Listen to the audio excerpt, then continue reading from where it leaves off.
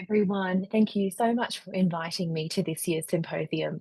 My name is Jess Taylor, and I'm really pleased to be coming to you over video. I do apologize for not being in there in person. By now, I would be up in the air flying to Rockhampton to work with some local ministers to improve the access to women's health in the Rockhampton and Central Queensland area.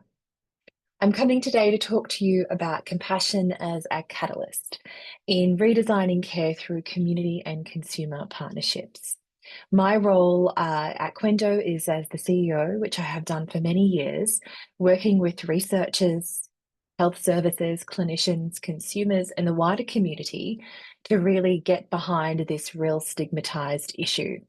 And in collaboration with everyone, we've been able to see real change. So if anyone in the room there, or if you do have people online, has been a part of this change, I thank you immensely for helping the wider group and wider sector. I often say one shining star can shine bright to some extent, but when we come together, there is really a constellation that can shine the brightest. So thank you for being those stars.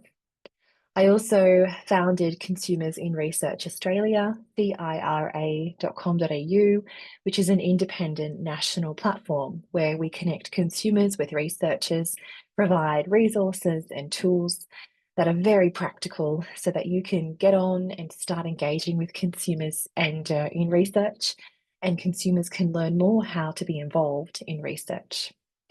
Today, I'm going to talk to you about the story of someone living with a chronic condition like endometriosis and how compassion, which can be a catalyst, really to redesign care through those partnerships.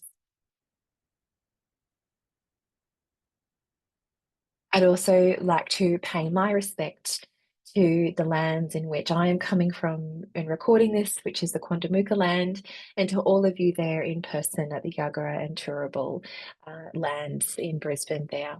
I'd also like to acknowledge the many leaders, tribes, and people, organisations, and advocates who have spoken about the issues and topics that we face today and have done so for decades. The work that they are doing here builds on their legacy in what we're doing, and their dedication and their advocacy that has preceded us allows us to do what we need to do here today. So I'd like you to imagine a young person sitting in a doctor's office describing severe period pain. They're told, oh, that's just normal, or they're just really stressed. And they walk away doubting themselves, doubting their pain and their worth. Years later, to finally receive a diagnosis of endometriosis, whether that be through a laparoscopy or a specialised pelvic scan, they finally found out what this issue was that they were living with. But that wasn't before missing school, work, missing out with relationships, or their sense of self. And this story isn't rare. It is the story of thousands of people living with endometriosis and chronic pelvic pain. I personally have listened over the last 12 years to thousands and thousands of stories. And even in 2025, we are still hearing this. We have so much work to do. But what makes a difference between someone falling through the cracks or finding a path forward is often one simple thing: compassion and validation. I want to today express and explore how compassion, when embedded in care design, community-led initiatives, and research and clinical partnerships, can truly be a catalyst for system change. Not just kindness at the bedside, but compassion as a structural driver for better healthcare. Endometriosis affects 1 in 7. In Queensland, there is a high prevalence, being 1 in 6 affected by endometriosis. There are significant challenges: diagnosis, delays, it costs money, there is no cure, and there are genetic components. And so people are often with chronic conditions coming to you, coming to the health service with all of this going on. And they're often being seen for their disease and not just them as a whole person. And that can really add to the mental load of somebody coming in with a chronic condition. So when we talk about compassion, it's often dismissed as soft and stigmatized as such. But compassion is not just feeling sorry for someone, it's empathy in action. It asks, what do you need and how can I help? And there's some wonderful emerging evidence behind this, showing us that compassion and compassionate care builds trust, which means people stick to treatment and engage more meaningfully in their care. We're bringing them in rather than telling them what to do.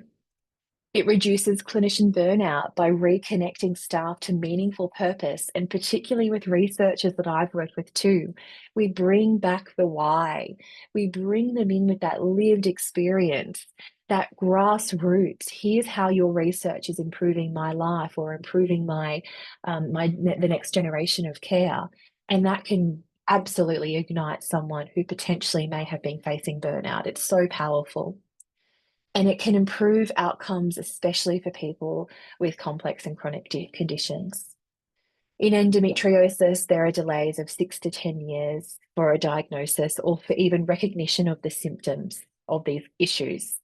And the delay isn't because the tests don't exist, it's because of the stories and the pain are too often dismissed. And a lack of compassion literally costs years of life, opportunity, finances, and well-being. So compassion isn't an optional extra. It's a clinical and system necessity. Let me bring this closer to practice. At Quendo, our organisation has been built off these foundations of compassion, and every single program that we have built and developed in collaboration with consumers, researchers, clinicians, and understanding health systems and the gaps. And so we have built 8 programs that are free and accessible to people. This includes a peer support line, which is answered by people with lived experience who just don't listen, but validate and guide and help them navigate the next steps. Our mentor program connects people who are newly diagnosed with a trained peer who has walked that path. For many, it's the first time they feel truly understood. We even took period pain simulators to Parliament so decision makers could feel what so many live with, even if it's just a glimmer. It's not the same. We couldn't obviously simulate the same as endo or period pain or pelvic pain. Um, but they really understood a little glimmer of what it could be like for someone. This wasn't just a gimmick, it was compassion through empathy, and it sparked so much action. And as a result, we had the announcement in collaboration with so much work from other organisations of the women's health strategy. But we took real lived experience with researchers, with clinicians, and health service representatives to Parliament, to decision makers, so that we could embed some of that compassion into delivery and into policy. These community-led initiatives like these aren't nice to have. They operationalize compassion at scale. They create belonging. And for people with invisible illness, that belonging can be as therapeutic as treatment. Our services are built on the self-determination theory, where people who are wanting to make a shift in their health decisions need community. We need to give and rebuild their agency and their confidence. And you will hear or go onto our website where we've now launched a free multidisciplinary clinic where people can access pelvic health physio, counsellor, a nurse, and a dietitian nutritionist.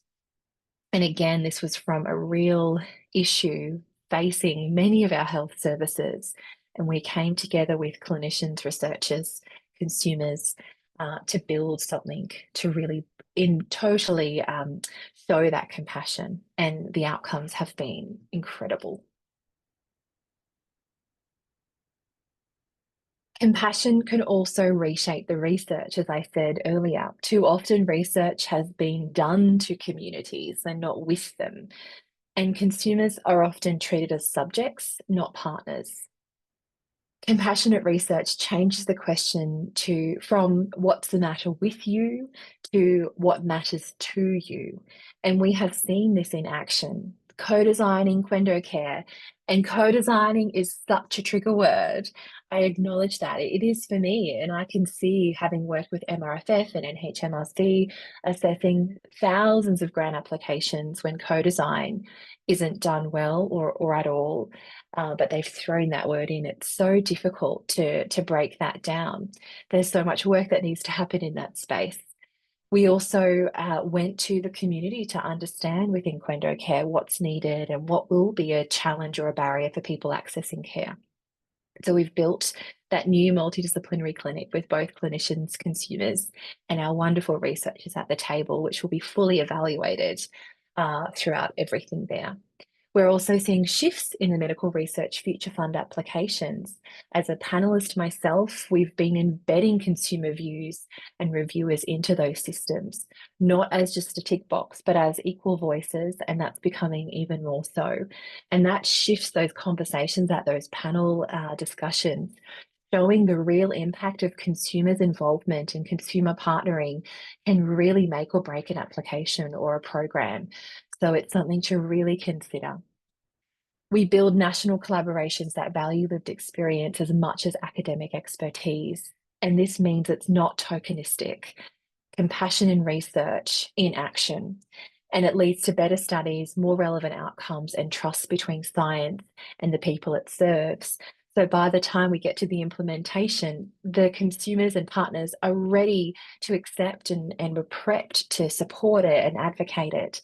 And we've seen that recently in new PBS item numbers for new medications or different initiatives. By the time we want to get it out into practice, the consumers and partners are already there. And I'm also talking about our wonderful foundational or bench researchers. Most of my partners within research have been to do with the genomics of endometriosis and those biomarkers.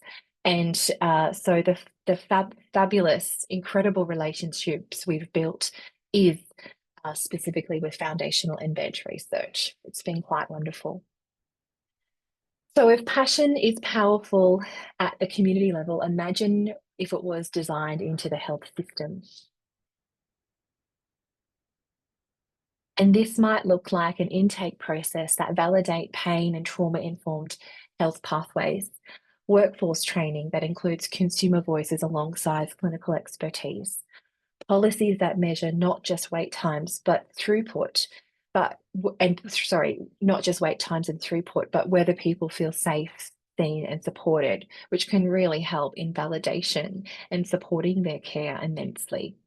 We've been building these types of services from Gold Coast out to Wheeler to Rockingham to Cairns and then interstate. And so these are truly real life experiences of where these can be built into a system. For endometriosis, this does mean embedding compassion in Medicare reform, national service mapping, workforce development, and peer support programs. And it takes a lot of work: consumers, community, education, clinicians, consultation. Then we finally get to the sector, the policy shift, the service delivery, which leads to action. We finally get there because, like I said, we can do simple things like looking at intake processes, building our workforce, training them to include the consumer voice. There is so much that our wonderful clinicians have working alongside them all that they need to do. And we often do forget those consumer needs or consumer voices. And we've seen it when we embed those consumer voices in a research opportunity or a new program, or even having consumers looking at a flyer, the language shifts. And every time I've worked with a clinician, consumers and researchers, they're delighted at how further their initiative went and how well it was received. And again, those policies that don't just measure wait times and throughput, and unfortunately, activity-based is really tricky. We want to see more of that healing and that support where people feel seen, safe, and supported. And this isn't easy to do. It takes system change. When compassion becomes a design principle, not just a personal virtue, the systems become fairer, more accessible, and they become more effective. Compassion is not sentimental. It's catalytic. And when we partner with compassion, with community partnerships and leaderships and consumer engagement, we don't just make people feel better, we redesign the very structures of care and we redesign the very future generations of how they access and heal. So I would then challenge you with this. What would your role, your service, your research look like if compassion wasn't an optional extra? The thing that you'd like to get to one day or at one time in your day, but the foundation of every single thing that you did. What if we went in with that forefront in mind? Because if we do get this right, we move from a system that manages illness to one that uplifts lives and gives them those tools, gives them back their agency, connects them with community, and rebuilds that confidence. And that, I believe, is truly the future of healthcare, and that's one worth fighting for. And we've certainly seen that within our programs with such a stigmatized issue, one that hardly gets funding. We've only just started to get some airtime behind it, but such a little goes a long way. And I'd encourage you all to really think about that. What can you do? It just takes one person, one thought, one idea, or one question. Please be curious in your roles. The smallest shift, the smallest question, like to the patient, to the consumer, share your story. What did you find works? What do you find doesn't work? And what would you like to see done about it? Can be incredibly powerful. Even if you can't make those shifts at the moment, starting to understand those experiences can start to build a case for you to really turn that compassion from the empathy into action.